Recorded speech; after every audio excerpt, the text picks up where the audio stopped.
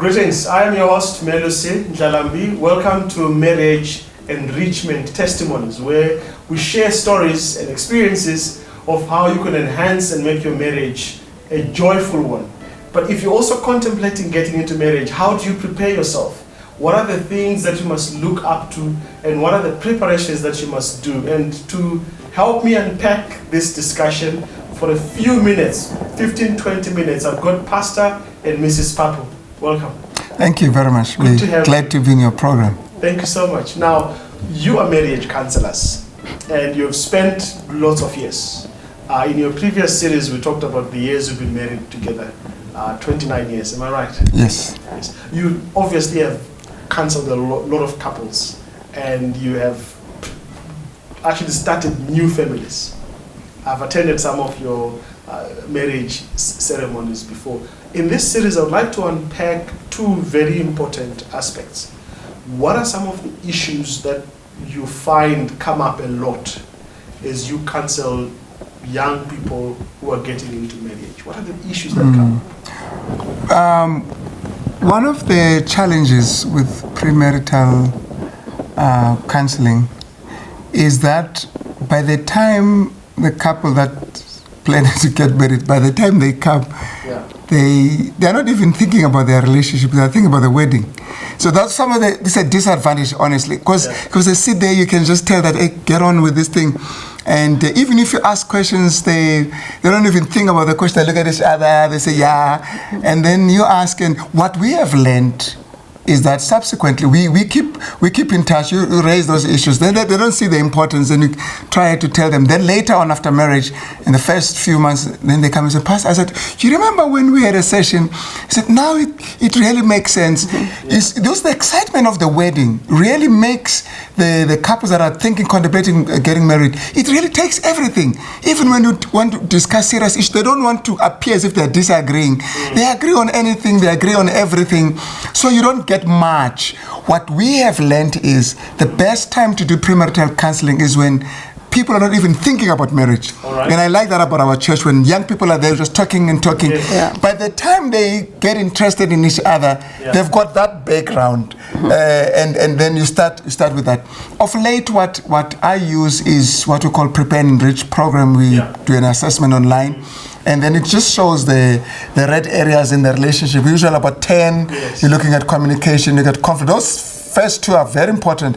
Communication, conflict resolution, and of course you've got finance, and you've got friends and relatives, you've got how you spend leisure time, and then all the way, the spiritual beliefs, very important. Now remember, we're not talking about whether they're Christians or not. We're not talking about that. That's a given. But then spiritual beliefs, how committed are you to your beliefs? Because remember, in your marriage, and when you meet challenges, how you solve those challenges is going to be determined also by the level of your commitment to the tenets of your faith, what you believe, and which is just another chapter on its own. But we look at those key, what we'd call, those are the pillars, those are the areas that show whether you're going to be happy or not. All right. So in your experience, when you look at the 10 pillars, as you put it, which ones are the biggest problem areas? The biggest is usually communication. All right. It's communication. Now, yes, the beautiful thing about these pillars, these are learned skills, you can learn them. We're not talking about temperament. You see, in marriage, you've got dynamic and static factors. Static factors are like, I'm black, you so you can't change them. You can't change them. They are custom stones. They are the custom stones. But the interactive, the dynamic factors so much depend much on the interactive. How do you communicate? See, that's where communication comes in. And so the dynamic aspects are the aspects that are learned. You learn those. You can grow and get more skills. You can get skills. You can skill. Communication is a learned skill. The way you communicate is not because you're born with that. You may be loud, you may be with this temperament, we cannot change that. But communication, how you communicate within your temperament, you can learn. That's the beauty. You can learn that. Now here's an interesting fact. We have learned from research that people don't divorce because of static factors. Really? Yeah, they divorce because of dynamic. They don't know how to deal with static factors. So it's the issues that we can change that lead us to divorce. Mrs. Papu, as you see the pastor doing couple counseling and preparing couples, what are some of the experiences you've noted as you see these families coming up that you realize, this is something that couples out there who are preparing for marriage should really look into and learn quite a bit? It is also to get a deeper understanding of the fact that love is a principle, it is not a feeling. Yes. Once they get it right, so that when they come across challenges, they will always remember that they love each other. Yes, and in that's spite, unchangeable. It's unchangeable. Okay. You know, you don't love your husband when he brings you beautiful flowers, so that if maybe he forgets your birthday, then you are angry, you want to go home, you want to pack your things it's and like go. you're saying they must learn to forgive him for the wrong that he's going to say. In advance. In advance. That's love, So love is a principle. So that when you love each other genuinely, when you are facing those difficult times, if maybe one of you makes a mistake, you always remember that they did not go out of their way to hurt you or to cause this to happen. You know, you always come back to remember that this is my husband or this is my wife. I don't think that he would do this to hurt me. Wonderful. Yeah. Wonderful. Have any of these couples come back to you and told you, thank you, Pastor, for helping us on 1, 2, 3? Of course. Yes. Of course, others would come and say, thank you. Others would never come. And of course, we've had the unfortunate experience of the couples we've counseled. You know, it's counseling. It's not suggestion. Yes. We're not giving advice. It's counseling. You say these are the options, these are the challenges, and they decide, because you cannot make a decision for them. So some couples who have come with issues have divorced. Wow. In spite of the counseling that we've given, then we respect that, and we keep working with them even in their separate ways, unfortunately, but we don't have a lot of those. We've married close to 50 couples, probably about 3 to 5 of those have difference. And we're not saying because we are good in counseling. Nope. You know, what is important is once you start a relationship with the couple that's going to get married, you stay with them. Yes. So, I mean, they've got a reference there. So when you have issues, we're together here. I mean, I stood there and there were people, whenever they said, that couple, man, that Pastor Papu married. Yes. So I'm part of this thing, guys. And we've got to be together. We've got to be together on this one. So married couples you marry them into marriage. We know that this journey of marriage is not going to be bed of roses. It's not going to be a good one. Now, I'm sure you may have had experiences of married couples that are facing challenges that have come to you. What are some of those challenges that married couples bring to you? And how do you think they should best be solved? There are 101 challenges they bring, but there are actually 2.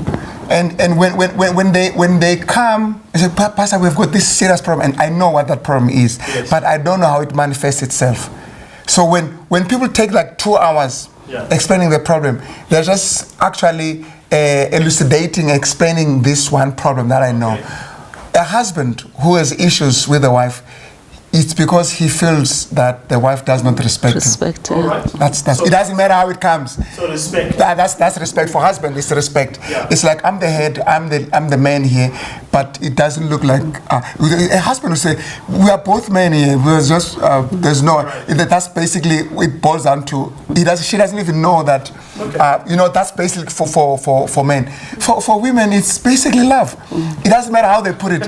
I don't feel loved. No one just say, you don't do this. I look after the children alone. I do this. It basically means I don't feel loved. So, but it can come in many variations, but basically it's love. And then you know why it's the case. Ephesians 5 from 22. Wives, submit to your husbands, and husbands, love you. And that's it. Whenever that is not obeyed, it comes out in different ways. And you then need to steer the whole thing to Ephesians. Let's go back to Ephesians. How do you show submission? How do you show love? And we need to learn to do that. Unfortunately, women need to learn how to submit, and Yeah. men need to learn how to love. Now, I know some of us think we're sophisticated. No, I don't submit. No, it doesn't matter. In your It comes back to understanding, that. Pastor, maybe that's a very big word. We may assume people know what it means. But what does it mean if the Bible says a woman must submit, and that's the bigger picture? And what does it mean when husbands must love? Basically, what it means is there's a role. There are roles. There's a role for the men. There's a role for the women. And some may say, no, there are no roles. You wake up and you decide it's going to be what you can try it at home, but maybe you shouldn't. But there are roles.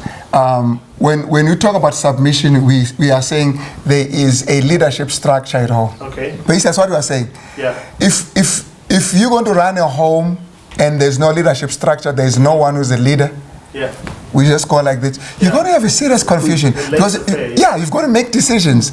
You've got to do things. You've got to plan. You've got to lead. Yeah. So say there is a leadership structure. A home is a miniature government. In a government, there's a leader. So when you use the word submission, it is because there's a leadership role, and that leadership role has been given to the husband. Yeah. You, the wife, must submit. You're going to bring up children. Children must be in a government. Yes. But if in that government they don't know who's the leader, it's going to be tough. So Mrs. Papu, in your own understanding as a wife in a marriage, and he's explaining the leadership role, how do you see that playing out in real terms, perhaps in your marriage, but even in the other marriages you've observed as a wife to the pastor? What are some of the key issues that women struggle with when it comes to accepting that leadership? Could it be that it's because the leadership is not there? It's one of the factors. Okay. Yeah, in some cases you find that leadership is not there, and when we speak about submission, I always mention this fact that God created us to be their helpmates. Yes. And the blunder that we make as wife, we think that it means taking over. Right? And to submit for wives, it does not come naturally. Okay. For those viewers out there, if you're familiar with your Bible, let's just go to the story. Right in creation, God created Adam. He created Eve. What did Eve do? He just instructed Adam to eat. So it just comes natural.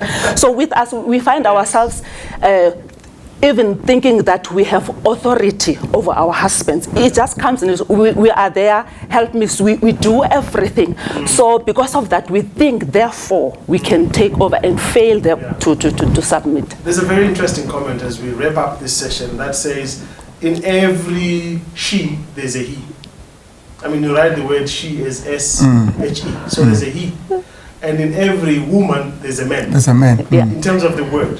So it means women must definitely submit and work with their husbands. But I would like to believe that that submission does not mean you are lesser than him. Oh, yes. Yeah. It just means you are a helper on the work that he is supposed to do. Yes, yeah. All right. Yeah. So any final thoughts for the unmarried, the married, in terms of what are some of the pillars that we should look out for if we are to maintain stronger marriages? Here it is. It's easy. First of all, you need to understand what marriage is all about. It is submission and love. Yes. Don't get into romance and all this romantic stuff. Submission and love. If you're going to choose a husband as a lady, look for somebody that can lead you.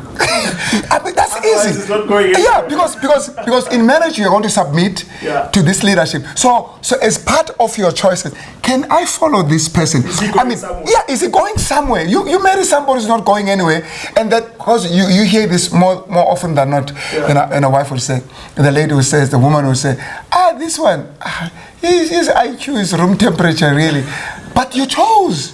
You chose him. Now you choose a person you know can be a spiritual leader, a person who can create a spiritual environment for your children. Remember, when you choose a partner, you're choosing a father for your children. Yes. You're choosing a mother for your children. Don't let your children say, grandfather. Don't let your children say, Daddy, where did you find this woman? I mean, this is Jezebel. Where did you get Jezebel? So you need to, and your kids also must say, oh, Mama, you really, I mean, look at the man you chose for as a father for us. Your kids don't have an opportunity to choose a father. You choose a father for them. So what are we saying here? You choose a father that's going to be able to father your children. You choose a man that will father your children. Don't only look at yourself and look at the nice hair, but is there brain under the hair? So your choices, you will live with the consequences of your choices. That's the message you're saying. And therefore, we could say, if she is dumb in marriage, or if he is dumb in marriage, who chose her? Yeah. It's the sum total of your choices. Yeah. So you can't blame him or her for being dumb. No. It's actually your dumb choice. Actually, you should be even more dumber if there's something like that. If this was your choice, it just reflects the level of your intelligence also. So you don't have to submit. Yeah. But on your final point, Pastor. Let me just finish that thought. Yeah. You don't have to submit to anyone. You submit to the one you have chosen. Yes. That's the point I'm trying to make. So choose well, so that submission is not going to be an issue. Yeah. Choose well, so that loving is not going to be an issue. By the way, the meaning of submission can only be found in love.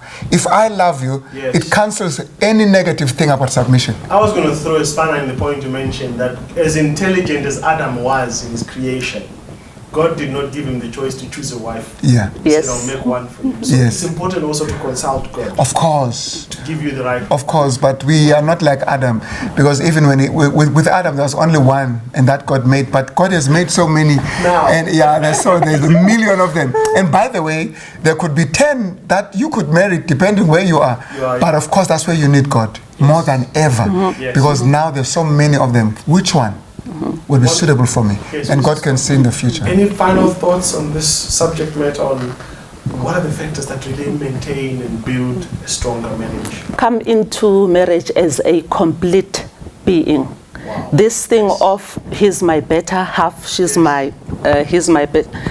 You come as a complete being. Yes. Right? Yes. Because when you come together, you are going to complement each other. You come with your personality, with two different personalities, but we have these qualities that when you are this unit, 1 + 1 1 + 1 equals 1. equals 1. It makes a stronger marriage. But half plus half does not equal 1. It equals 2 halves. Yeah. Yeah. So if half is half, you're not going to make 1. You're going to make 2 halves. You'll always be together as 2 halves. Yeah. But we need 1 and 1. Then you have 1, which is the oneness. Someone who said, don't go out there looking for Mr. Right. Yeah. He will always be right. Thank you so much for Thank you very much. sharing your experience and wise words for marriage. And thanks to our viewers at home. It's been a pleasure to have you, and God bless you, and we look out to see you again in the next episode.